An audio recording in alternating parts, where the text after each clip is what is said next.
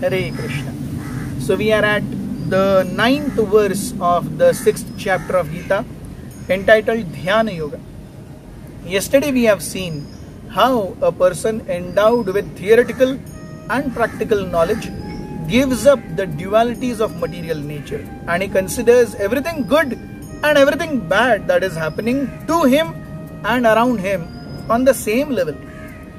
Krishna gives a complimentary shloka today. The same understanding is expanded today.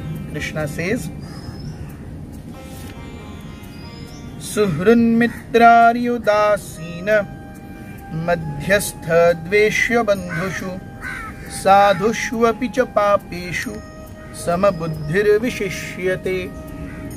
A person is considered still further advanced when he regards honest well-wishers, affectionate benefactors, neutral mediators, envious people, friends and enemies, pious and sinners, all with an equal mind.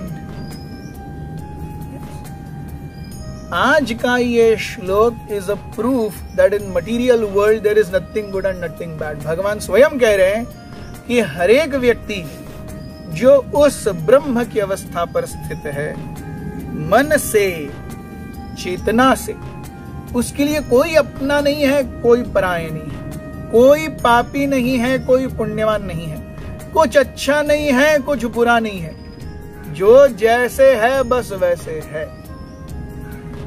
भौतिक जगत से उसे कुछ लेना देना ही नहीं है। वो व्यक्ति एक्चुअली अजात शत्रु है। वह व्यक्ति actually qualitatively he has become one with Lord. हम देखते हैं जैसे एक व्यक्ति भगवत चेतना में प्रगति प्राप्त करता है, वैसे वैसे ही उसके दिव्य क्वालिटीज, उसके दिव्य गुण विकसित होते जाते हैं। भगवान जैसे हर एक जीव के साथ प्रेम करते हैं, कोई उन्हें गाली देता है तो उसका दाना पानी बंद हो जाता है क्या? नहीं। कितने सारे अथीस्ट्स, भगवान पर विश्वास न करने वाले नास्तिक हैं, लेकिन वो भी सुबह दोपहर शाम भगवान की कृपा से ही खा रहे हैं। चाहे भगवान को कितनी गाली दे, भगवान तुरंत उनके जीवन में पैरालिसिस या हार्ट अटैक नहीं लाते। So we see how Krishna is tolerant. So एक भक्त जिसके जीवन में आध्यात्मिक गुणों का विकास हो रहा है, वो भी ऐसे ही उदासीन होता है भौतिक जगत के प्रति। तो हम यहाँ देखते हैं, जैसे हम कल कह रहे थे कि this is a very very elevated stage. Yes, साधुषु पापेषु सुहृद अरि। सुहृद इज बेस्ट फ्रेंड, अरि means enemy. Sadhu is a devotee, पापी is someone who is averse to devotional service. इन सब को वो एक ही नजर से देखता है। इस अवस्था तक आने के लिए अत्यंत कठोर परिश्रम चाहिए, बहुत ज्यादा साधना चाहिए, तपस्या चाहिए। हम देखते हैं इस तपस्या, इस साधना के मूलभूत अंग हैं श्रवण और कीर्तन। भगवान के बारे में हम जब सुनेंगे, भगवान की दिव्य नाम रूप गुण लीलाओं का कीर्तन करेंगे, तो यहां और यहां। यस, सो हम देखते हैं भौतिक जगत और आध्यात्मिक जगत, इनमें कितना फासला है। भौतिक जगत और आध्यात्मिक जगत में 4 उंगलियों का फासला है। आप सोचेंगे कैसे? भौतिक जगत में सब कुछ आंखों देखा चलता है, आप दिखाओ तब हम माने। तो यह है भौतिक जगत। आध्यात्मिक जगत कर्णरंध्रों के माध्यम से चलता है। आध्यात्मिक जगत में सब कुछ कानों के हिसाब से होता है। कानों और आंख के बीच में कितना फासला है?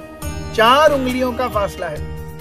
तो भौतिक जगत और आध्यात्मिक जगत में इतना ही फासला है। आंखों के माध्यम से भौतिक वासनाएं बढ़ती हैं।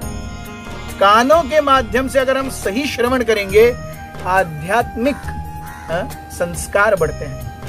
तो धीरे धीरे धीरे धीरे हम देखते हैं, आज हम एक विशाल वृक्ष के नीचे बैठे हैं।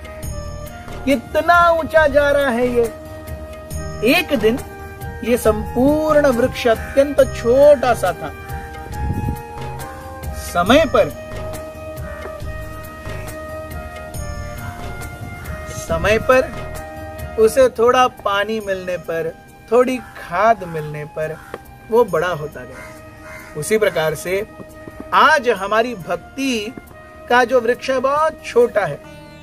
तो चैतन्य चरितामृत में कृष्णदास कविराज गोस्वामी बताते हैं, जिस प्रकार से एक माली अपने बगीचे में रहे वृक्षों को अत्यंत अच्छे से संजोग करके रखता है।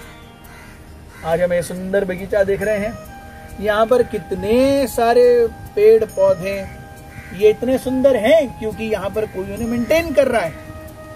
उसी प्रकार से एक भक्त अपनी साधना के बल से भक्ति के वृक्ष को मेंटेन करके रखता है। चैतन्य चरितामृत मध्य लीला में बहुत सुंदर रूप से कृष्णदास कविराज गोस्वामी कहते हैं, माली हैया करे से बीज आरोपण, श्रवण कीर्तन जले कर ये सिंचन। तो एक भक्त क्या करता है, माली होकर के भक्ति की लता के बीज अपने हृदय में आरोपित करता है और श्रवण और कीर्तन के जल से उन बीजों का सिंचन करता है। तो भक्ति के वृक्ष का अंकुर निकलता है और उसी सिंचन से वो भक्ति का छोटा सा जो अंकुर है विशालकाय वृक्ष में परिवर्तित हो जाएगा। तब हम भौतिक जगत के द्वंद्वों से ऊपर आएंगे, हरि कथा, हरि भक्ति, हरि सेवा में निर्विघ्न रूप से, निर्द्वंद्व रूप से प्रस्थापित होंगे। बहुत बहुत धन्यवाद। हरे कृष्ण।